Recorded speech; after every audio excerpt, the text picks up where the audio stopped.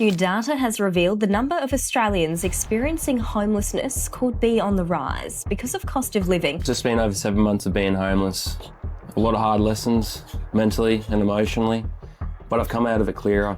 I've had time to really reflect on where this country is going, and I want to share what I've seen, what I've lived, and why I think Australia is in serious trouble. I'm Godfrey. I'm an electrical and instrumentation technician, and I've done everything by the book. Got a trade, done FIFO, paid my taxes, but somehow I still ended up homeless. And now I'm planning on leaving Australia. I just heard a story that absolutely broke my heart, and it's happening all across Australia right now. A qualified electrician, bloke who did everything right, got his trade, worked FIFO, paid his taxes, has been homeless for over 7 months, and now he's planning to leave the country he spent his whole life building. His name's Godfrey. And mate, his story is the story of modern Australia. It's the story of how we've created a system that punishes the very people who keep this country running. And it's why more and more Aussies are saying enough and packing their bags.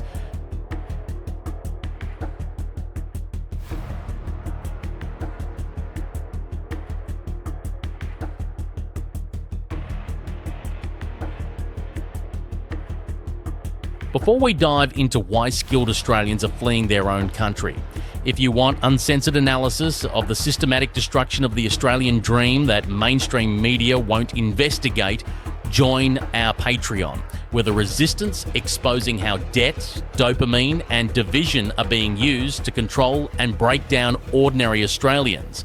Link in the description. So let me tell you what happened to Godfrey, because his story's playing out in thousands of homes across Australia right now. This bloke spent years doing 12-hour shifts, weeks on end, maintaining gas plants and power stations, missing birthdays, missing family time, doing the hard yakka that keeps our lights on and our economy running. But when the pandemic hit, everything changed. They locked us down like criminals. 1 hour outside per day while politicians and their mates travelled freely, gathered freely, lived freely. And while we were locked up, they dropped interest rates to 0.1%, handed out stimulus checks, and told everyone to dip into their super. Suddenly, mortgage repayments were cheaper than rent. First home buyers rushed into the market without understanding what was coming.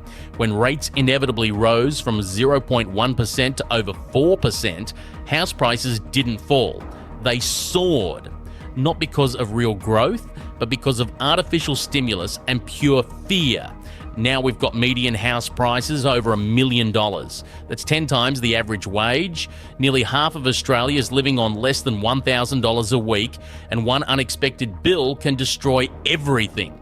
Godfrey found himself dealing with real estate agents who handed him a home infested with cockroaches and rats, then left him in a flood-damaged property with a $250 maintenance limit. This is the new reality for Middle Australia. Middle-income earners who wouldn't previously have been in hardship, now struggling to buy groceries, literally to feed their kids. That's the reality of Australia's housing crisis. We've got 10,000 extra Australians becoming homeless every single month. That's a 22% increase in just 3 years. And the people getting hurt aren't the speculators or the politicians. It's the tradies, the nurses, the teachers, the people who actually make this country work. But here's what really gets me about Godfrey's story. And thousands of stories like his. We've created a system that's systematically destroying Australian men's sense of purpose and meaning. And when men lose their purpose, they escape into dopamine hits that numb the pain but never fix it. Isn't it amazing that 70% of the internet, 70% of the greatest technological inventions since Neil Armstrong walked on the moon is dedicated to pornography, but we never have a conversation about it? Porn, video games, gambling, social media, short-term gratification that keeps blokes passive, distracted, and disconnected from each other and from themselves. We've got 43% of Australian adults expected to face a mental health crisis, and that's not a coincidence. That's cause and effect. Think about what we've done to the traditional path of Australian manhood. Get a trade, Work hard, buy a house, raise a family, pass something down to your kids. Now that path is broken. A qualified electrician can work FIFO for years and still end up homeless. The system doesn't reward hard work anymore. It rewards speculation and debt. So what do blokes do? They either break down quietly, and we've got this she'll be right culture that stops men from talking about their struggles, or they escape into addiction. Either way, they become statistics in a system that values debt over dignity.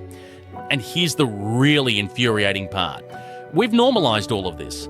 Multiple jobs, side hustles, overtime just to stay afloat, families breaking apart under financial pressure, dads getting caught up in custody battles, barely seeing their own kids. We've turned survival into a full-time job and called it progress.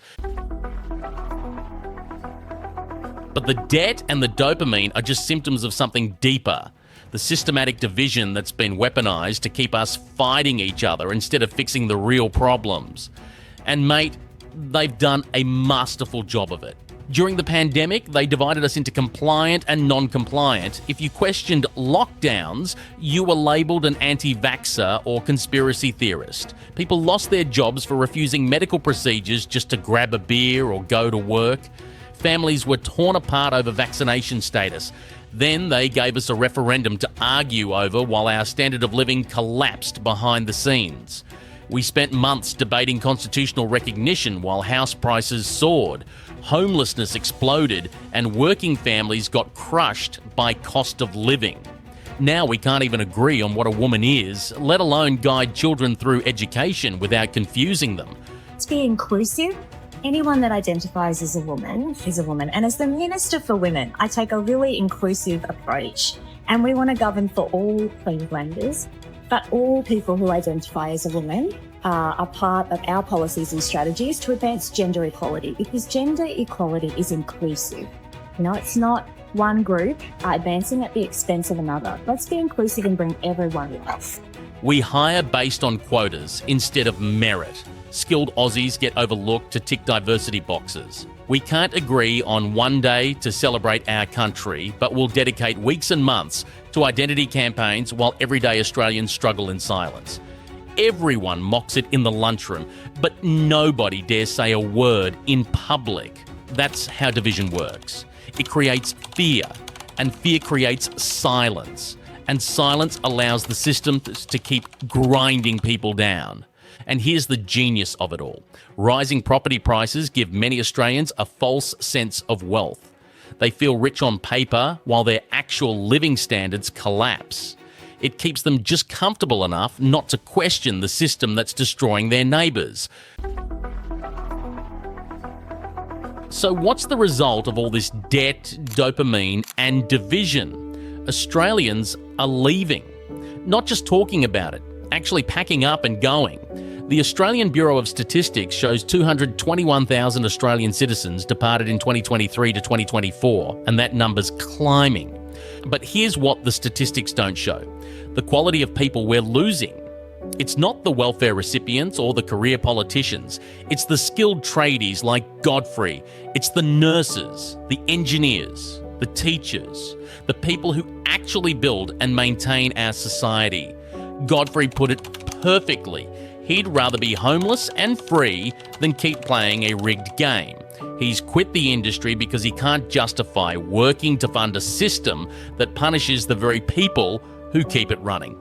He spent years building and maintaining infrastructure, only to see the profits go to banks, foreign companies, and a government that doesn't care. And you know what? I don't blame him. When a qualified electrician who's done everything right can end up homeless for 7 months, while politicians argue about pronouns and property speculators get richer, something is fundamentally broken. We've sold off our land, our homes, our resources to the highest bidder. The value is created by working Australians, but the profits get shipped overseas. We've lost our purpose, our sense of community, our connection to each other and to the land that's supposed to be ours. The mainstream media won't investigate why skilled Australians are fleeing their own country. They won't examine how debt, dopamine and division are being used as tools of control. They won't tell you about the systematic destruction of the Australian dream and the exodus of the people who built this nation. Join our Patreon for uncensored analysis of the forces driving ordinary Australians out of their own homeland. Look, I get why people like Godfrey are leaving.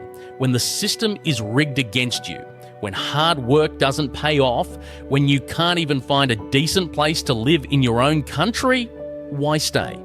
Why keep funding a government that imports demand to prop up asset prices while pushing working families into homelessness? But here's what really breaks my heart about this whole situation. We're losing the best of Australia. The people with skills, with work ethic, with integrity, they're the ones saying enough and walking away.